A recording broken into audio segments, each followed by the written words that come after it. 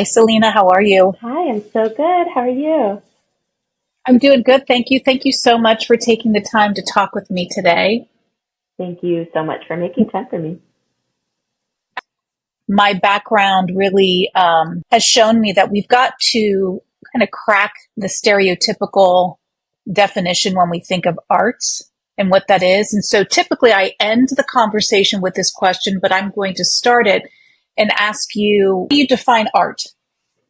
I would say art is creation and connection, kind of alchemized together. I would say, yeah, that's what I would say art is. And then the mediums obviously can vary, but it's the creation of something from an internal connection to yourself or oneself's experience, and then outwardly sharing that creation through connection with the external world or environment or people around you. When I talk to specifically public officials and advocating for funding for the arts, a lot of times I would say 9 out of 10 times I get, oh, I'm not an artist. I don't get art. I'm not creative, but I support it. When you hear that, what do you think? Because I think that we still have this narrowly defined perception that the arts are for only specific group of people and it's not relatable to all. How do you respond to that? Yeah, I hear that quite a bit from different folks. People saying like, I'm not creative, or, oh, I don't really quite get art, but I support it. Yeah, I agree. I think art is not quite as narrow as maybe capitalism has made it out to be, or our society has. I think everyone is an artist, and I think that anything can be made into an art form. I think that most people involve art or get art or create art in their day to day life in ways that they don't really realize. The way that we set up our homes is art. The way what we choose to have in our environment is art. Even obviously the clothes we wear, but even the people that we choose to surround ourselves with, it's almost curation of sorts. So in a way, I think we're always curating our lives, and that's art. It's the trees and the flowers that grow and the changing in the seasons and music and the food we eat. So I don't know. I think people are a little too narrow with the art as a whole, like a concept. But I think that everybody gets art, honestly. Give me your perception of arts participation, accessibility, and draw someone on your background as someone you're from the Middle East, your family, you've got this rich cultural background, and how, as arts leaders, we know and we often say that art brings people together and art opens worlds. I'm curious your personal experience. Definitely. Yeah.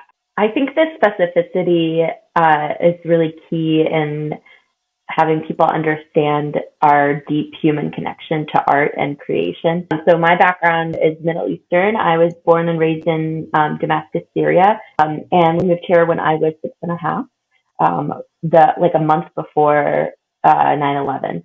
So right at the cusp of like a lot of Middle Eastern conversations about the Middle Eastern peoples and misconceptions and stereotypes and xenophobia and all these things.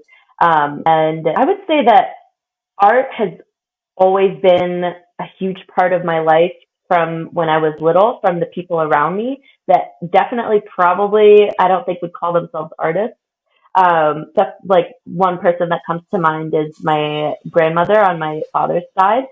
She was a homemaker, and her husband did not help her at all with the raising of their 10 children. He just, I think, helped to pay the bills and smoked his little hand rolled cigarettes and ashed on the floor, and she'd just come in and sweep it up. And so maybe she's not making art in terms of cleaning a house, but I think the way that she moved through her life was absolutely artistic. The way that she connected with the world around her. The Middle East is very community based. And I think actually most cultures outside of the West are super community and family based, rather than individualism, like we can be here in the West. I think if I were to go back in time, I would be making photographs and paintings and grabbing recipes, because all of these little bits of her life were pieces of art. And like the most important art we can make requires consistent effort and discipline and intention. You talk a lot about this community-based living, and you had a comparison from that to the West. So I'm curious your experience, or when you think of arts organizations who, by their nature or missions, feel or want to be all about serving community. And I'm curious your impression or your experience in the West with arts organizations, and that is there a sense of community building with them, or could there be some improvements or refining in how certain arts organizations perceive community building, but what they're actually doing? Great question. I think what I see a lot of organizations doing here is creating structures for supporting people, absolutely, and creating communities of sorts, but there still seems to be a sense of scarcity, even within arts organizations, a sense of competition and a lack. And it's about, from what I see, I have a little bit of experience with arts organizations and grants and funding and a little bit, but not a ton. I don't know that you can really create community when government is involved, like innately in an organization, or when there's some sort of like competition or scarcity, and like there's this golden prize at the top that like only a few will get. I think it's really hard to create community. I don't think it's impossible, but I really think community has to be in person. I think there can be community obviously online. There is, and there's a lot of support online, but I think the base of it has to be like a human to human connection. And I don't know that I've ever had a human to human connection with an arts organization. Maybe like once or twice I've like had actual meaningful conversations, either in person or over like a video chat with somebody. I think there's still a disconnect from what I've seen. And I think that there's a ton of effort happening to foster community and support community. But like anything else, I think community can really easily become, and has maybe become, a bit of a buzzword. Diversity, equity, and inclusion. It's really easy to put words on things. I think what would be the most community building and fostering is like incorporating mutual aid into things. The idea that we don't have to like accomplish a thing in order to deserve just a peaceful and healthy existence.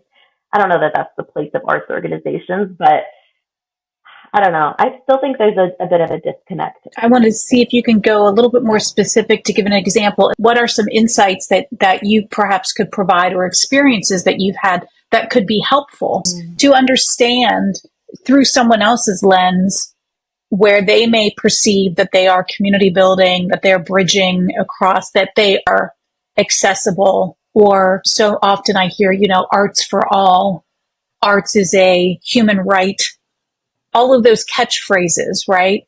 I'm curious personally your experience with that. And given that you come from a different cultural background, I think your lens is an important one to hear from as a one to gather insight and to perhaps approach this community building or inclusivity in perhaps a different and new ways.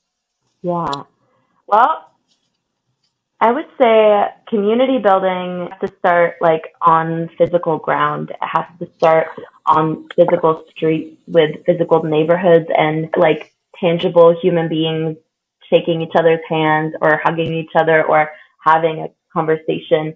And I think it also has to start with listening, like listening to the ground, listening to the neighborhoods, and really coming from a place of wanting to absorb and understand rather than pinpoint or pick and choose the thing that is going to be the most effective or the most buzzworthy or the most aesthetically pleasing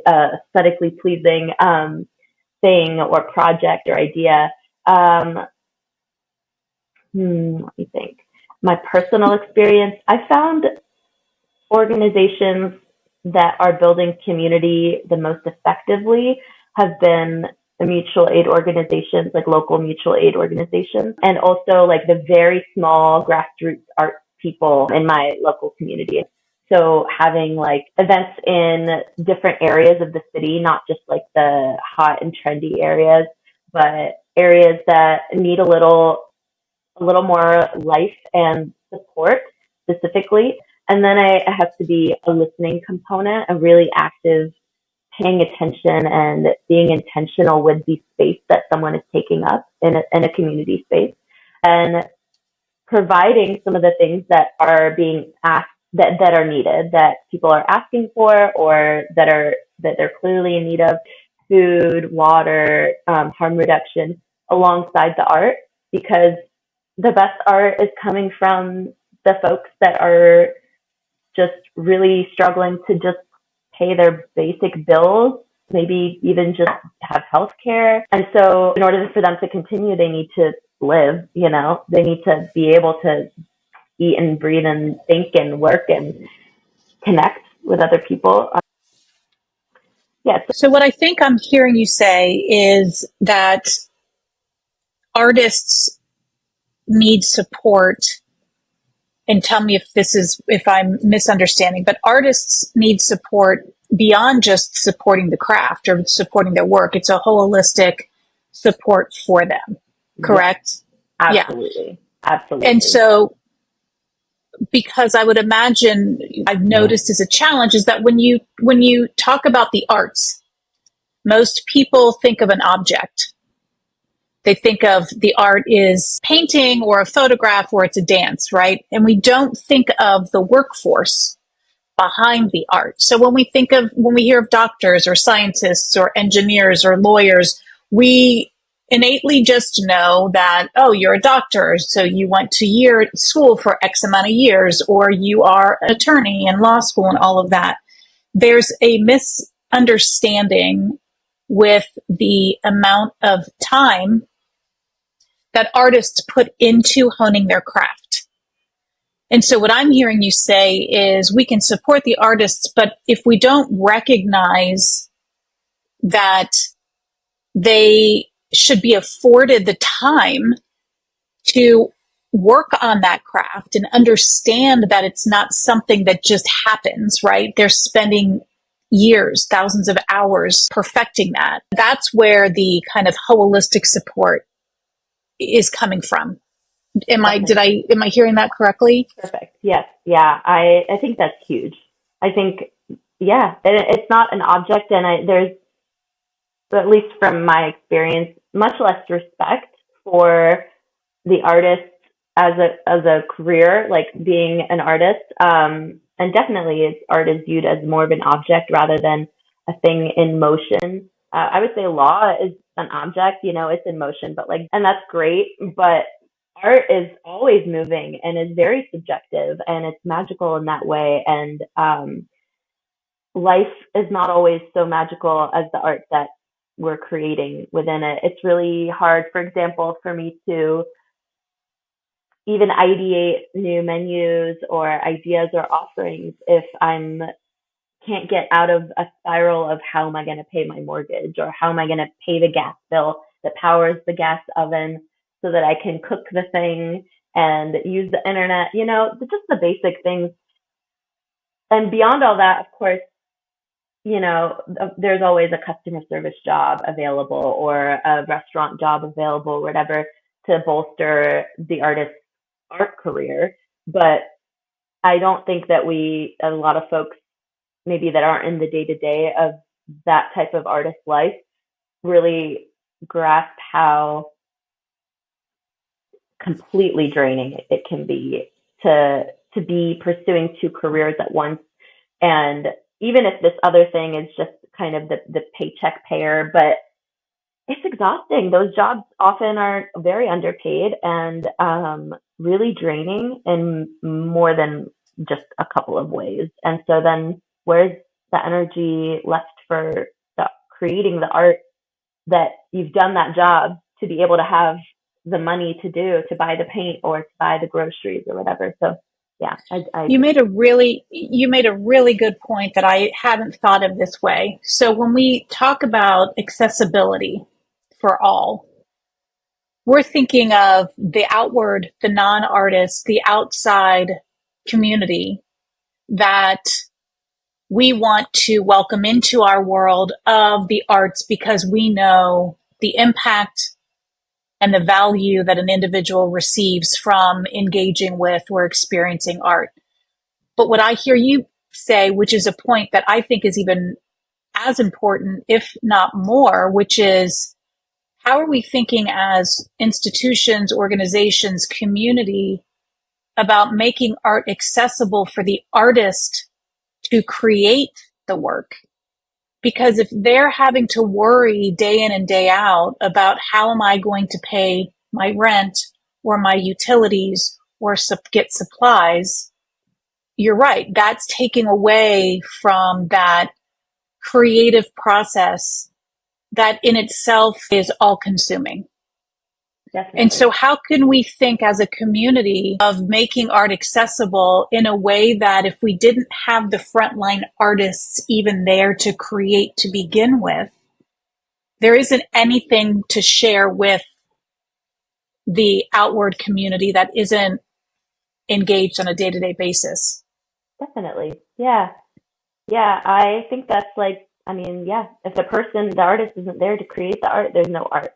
There's such I think, a gap. I have found, a few arts organizations that in their like grant giving, there isn't as much stringent like control of how the funds should be used. And for me, that's been life saving. That's been, okay, a $500 artist grant that I get that pays a very, very, very overdue electric bill, that is about to be cut off. That's life saving, and that enables me to shift my focus. It's really debilitating, especially right now. I feel like there's just a lot of tension and fear that's mounting and mounting in our world, but to be an artist in this environment and to have to, not all artists obviously are struggling in the same way, but I'm thinking of all my artist friends that haven't been creating art because they're disabled and continually disabled and debilitated by lack of support. Just just existing for them is the main priority. When you're in survival mode, it's really hard to use your creative faculties for anything other than creatively surviving. Well, how long can I keep, eating this same PB and J, and how can I make it interesting for myself? That's using my creativity. That's where that creativity is going to go, not to creating the masterpiece of a menu or an incredible recipe that I know my mind is capable of when I'm resourced, when I have food in my belly, and when my lights are on, and I don't have to be constantly thinking, I have to go get the money. I have to go get the money so I can live and then create. If that's at least, not super red zone, like beep, beep, beep, we're about to explode level, that is supported, and then my nervous system can relax. And then, yeah, then it becomes less of an internal, like trying to sort things out and live, and more of a, oh, there's the world again. I think that's community. That's community Are, building. yeah, that's profound. Are there outlets that you know of where artists can go in times of the red lights are flashing and it's like, I don't know where I'm going to find the funding to just survive? Are there outlets that artists can go to in those times of need? Yeah, I do think there are outlets. There's always great people doing amazing things and great work, and uplifting each other. I think community is probably the number one outlet, in so many words, uh, to support somebody. So there's definitely resources out there, when it's an emergency. But I would say it's harder to ask for help um, when you're in a survival state. Um, yeah, it's hard to ask for help. It's hard to seek out those resources sometimes. You mentioned earlier, and I'm curious what this experience was, but you mentioned earlier on communication, community building with arts organizations, and that how personal conversation is so meaningful. And you said something about you've only had a few personal conversations, whether it's either in person or online. Do you remember referencing that? Can you talk a little bit about what that was and what you were referring to? It's not an arts organization per se, but there's a literary publication that is publishing one of my pieces of writing, also a poet and a writer. An actual person, emailed me back letting me know they selected my work and gave me, some action items and things. And I didn't respond for a little while because I was in survival mode and I wasn't the computer, the screens was just like too much with everything going on. So I didn't respond, and then she checked in a couple of times, and it actually felt like her job is not to check in on me, right? It's just to get the work and put it in the thing. But she checked in on me and like made it clear that they really wanted to have my work in their publication. They really wanted it. And so much so that even though I missed the deadline for responding back to them, she still was able to like work it out. Now, I would not do that again. Obviously, if it was my choice, it wasn't really my choice to let that happen. But she ended like as a human being, like reached out and guided me through the steps that I needed to take and made sure that my work is gonna get in there. Just the fact that there's a name to a person, that's actually responding to me, is very helpful. Yeah, somebody gave you grace, right? Yeah, yeah, Yeah, definitely. that which is wonderful. So let's talk a little bit, shift to your art form in addition to writing Mm-hmm. is cooking. And I would imagine that, yes, you do consider that an art form. And talk me through how you apply those creative ideas and innovative thinking to your work as a chef. Yeah, I definitely consider it an art form. I got my culinary arts degree, it's food service management, but you know, uh, it's definitely an art form for me. I think that I was working a corporate job and trying to do Insatiable Chef for a while, and then I left that job because it was literally killing me back in March. And that shift, as hard as it was, has really helped me to really force me, be really creative in not just the cooking aspect, but the connecting aspect of having a business. But um, your question was, how do I apply the creativity in my art form of cooking? Um, I think it's all creativity for the majority of start to finish, let's say, of a recipe. And I think one of my favorite parts of cooking or being a chef is the like dreaming about what is possible, what I can make with what I have, but also like what I don't have and what's available to me outside in the world. Um, I love making menus. I also love uh, combining my love of words and writing with my love of food and cooking.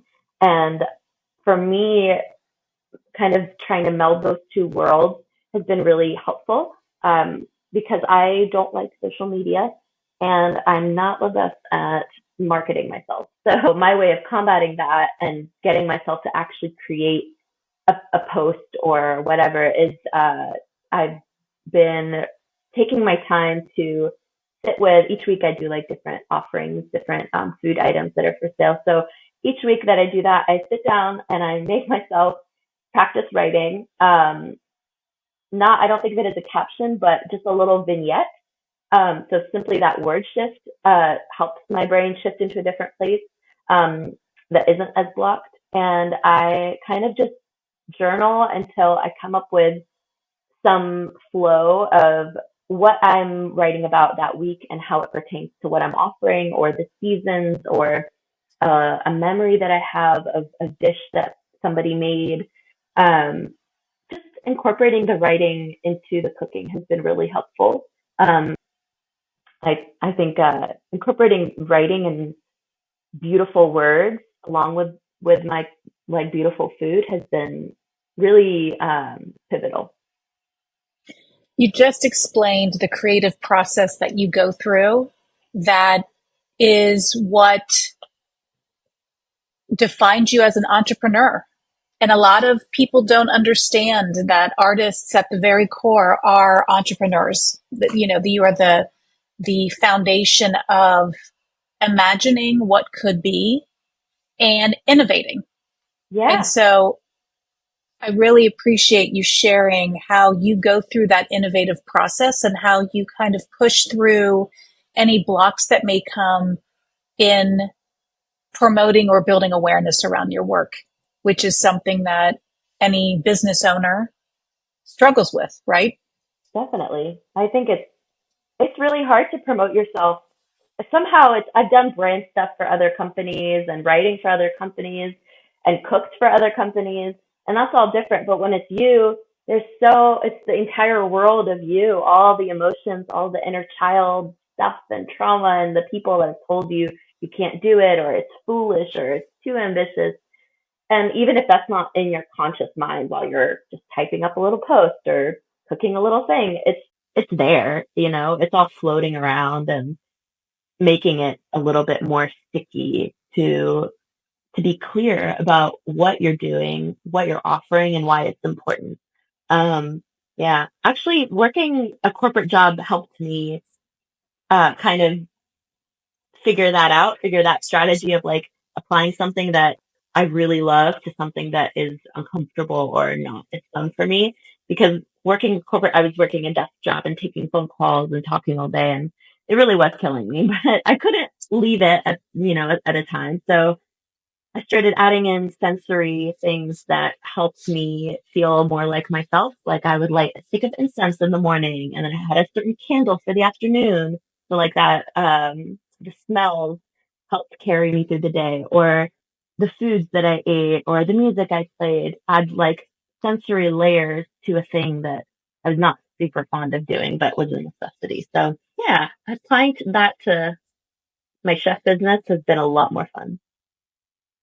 That's wonderful. And we often talk about how skills that you learn through the arts are applicable to any job, any industry, all of that. And so, again, you just explained really well how you've applied those skills both in a non arts job, but then how you're bringing that back into your work as a chef and a writer. Mm-hmm. So I like to close out each conversation asking one universal question, which is what color do you love the most and why? Ooh, color. Man, that changes a lot. I think right now it's green, all those different shades of green. I learned, where did I learn recently? I forget where I saw it. And don't quote me on it because I did not fact check, but apparently, humans can see like more varieties of the shades of green than some other species of animals. Um, for survival or just being out in the wild, but I love that. I love that there are so many shades of green. And I love green because it feels like growth and the different stages of growth, like the like tender seedling sapling, like baby leaf green that's like so tender and translucent you can see the sun shine through it, all the way to like the very mature oak leaf that's hanging on the tree in front of my house that is like a deep, rich, heavy, pigmented, colorful, dark, almost earthy green. Yeah, green is growth, and that's what I'm trying to do every day, whether it's in my art or my jobs or just in my time with myself. Well, thank you. That's another thing that we share in common.